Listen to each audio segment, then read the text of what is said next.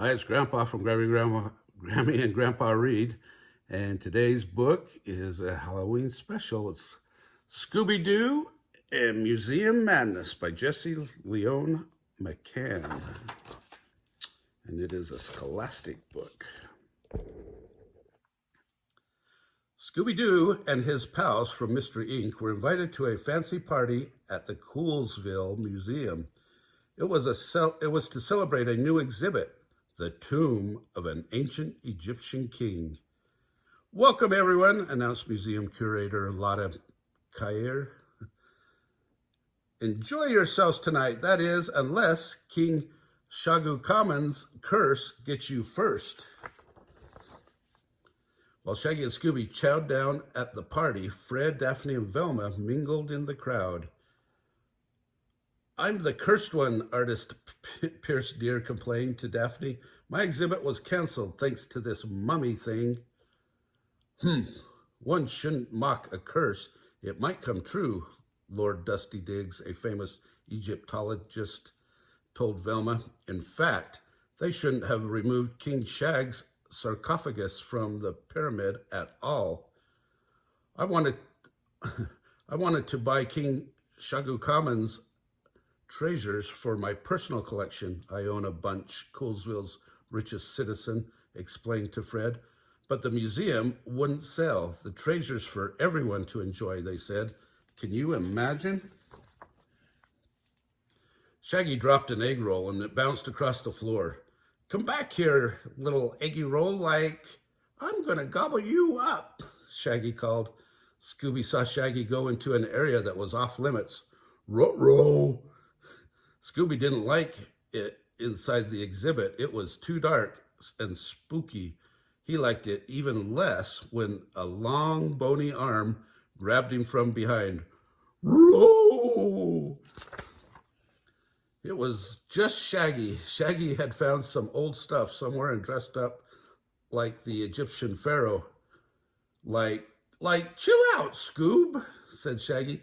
"Look at that statue of the old king. He looks just like me." Scooby-Doo wanted to get back to the party. He didn't like tombs or ancient curses.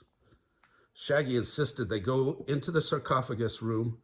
Scooby-Doo gulped when he saw where Shaggy had found his pharaoh's outfit, in the king's ancient crypt, the cursed crypt.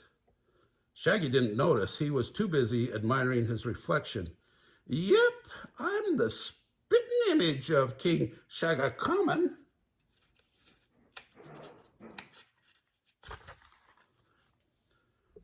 "One could even say you're a dead ringer for me," hissed King Shagu-Kaman. The mummy had come back to life. "Zoinks! The curse is real!" cried Shaggy. "Like, run for it, Scoob!" Shaggy and Scooby ran as fast as they could. "How dare you defile my tomb?" King Shag hissed in a high-pitched voice. "Seize them, my minions!" Rope, Scooby yelled. "Rummies!" Just as more mummies came after them, Scooby and Shaggy found an emergency exit. A loud alarm went off when they ran through the doors. Wee-oo, wee-oo. The partygoers ran from the museum. Some people had heard the emergency alarm, and some people had seen the ghoulish mummies. "My exhibit is ruined," cried Lotta, the museum curator. Like it's a mummy's curse," Shaggy said. "There's no such thing as curses," said Fred. "I think we've got another mystery on our hands." The Mystery Inc. gang went back into the museum to check out the exhibit. It wasn't long before they were attacked by the growling mummies. Roar! Crash! "Jinkies, look out!" Velma hollered. "These guys have some serious anger issues." The gang escaped the mummies and searched King Shagu-Kaman's tomb for clues. "Look at these pearls," Velma exclaimed. "It looks like they're from Iona Bunch's necklace." And there's Lord Diggs' cummerbund," Daphne pointed. "Jeepers, is he behind all this?" Like, check out this groovy earring, Shaggy said. I think I saw that grouchy artist wearing it. Grouchy, Scooby nodded. We've got to get close up, look at those mummies to learn more, Fred said. Shaggy and Scooby, I'll need your help. Shaggy and Scooby didn't like Fred's plan, but after a few Scooby snacks, they agreed to do it. Daphne and Velma spread guacamole on Shaggy so he looked more like the ancient king Shagakukaman, and Scooby put on the head of a broken statue. Like, hey there, my minions, Shaggy said to the mummies. Like, it's me, oh, King Shaggy Carpet. Things went from bad to worse. The gang landed in a dusty chamber filled with dangerous snakes, spiders, and creepy crawly insects. But they weren't the only unexpected visitors. Help, I fell through the hole and got stuck in this vase. It was the artist's pierced ear. Don't just stand there, get me out. But the gang had more important things to do, or more things to worry about. Wait a minute, these snakes are fakes, Velma said. It was true. The snakes, spiders, and insects were all made of rubber.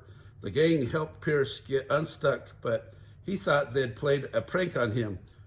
I'm sure you think this is really funny. Well, ha ha, he left in a huff. That Pierce was stuck in gives me... That urn Pierce was stuck in gives me an idea, Fred said. Scooby-Doo and Shaggy were enlisted again to get the attention of the mummies, who chased them up some steps. Suddenly, Shaggy and Scooby turned on King Shagakukaman and his minions and threw rubber snakes and other creepy crawlies at them. Eek, snakes, insects, King Shag said in a high-pitched voice. Get them away, get them away! The frightened mummies fell backward down the stairs. Daphne, Fred, and Velma caught them in Egyptian urns. Fred's plan worked. The gang rolled the urns back to the sarcophagus room to unmask the villains. It's Iona Bunch and her bodyguards, Velma exclaimed.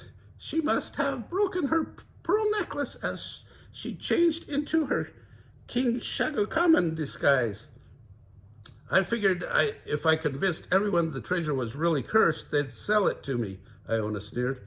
I would have gotten away with it if it hadn't been for you meddling kids and your dog.